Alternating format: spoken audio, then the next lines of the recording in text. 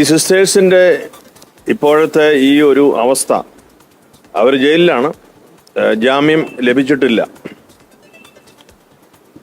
ഇതൊരു മാനദണ്ഡമായിരിക്കും.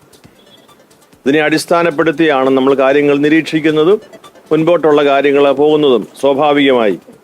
അപ്പോൾ തീർച്ചയായും ഇവർക്ക് ലഭിക്കേണ്ടുന്ന ഒരു നീതി ലഭിക്കാതെ വരുമ്പോൾ പിന്നെ എന്ത് ചങ്ങാത്തം, പിന്നെ എങ്ങനെയാണ് നമുക്കൊരു സാഹോദര്യത്തിൻ്റെ പൂർണ്ണത പറയാൻ കഴിയുക?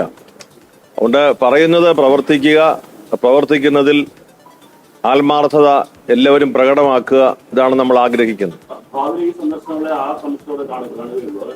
അങ്ങനെയല്ല, ഇത് നമ്മുടെ ഏറ്റവും വലിയ കൺസേൺ ഈ സിസ്റ്റേഴ്സിന് നീതി ലഭിക്കണം. നീതി ലഭിക്കുമെന്ന് ഉറപ്പായി കഴിയുമ്പോഴാണല്ലോ ബാക്കി സംസാരം. ആദ്യം അത് നടക്കട്ടെ, അതിനുശേഷം നമുക്ക് ചായ കുടിക്കാം.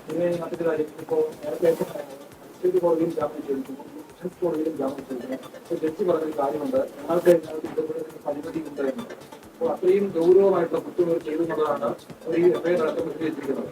സാധാരണ മജിസ്ട്രേറ്റ് കോടതിയിൽ നിന്ന് ജാമ്യം കിട്ടാവുന്ന കാര്യമാണ്. അതിനകത്ത് ഒരു എഫ്ഐആർ എഴുതുന്നതാണ്.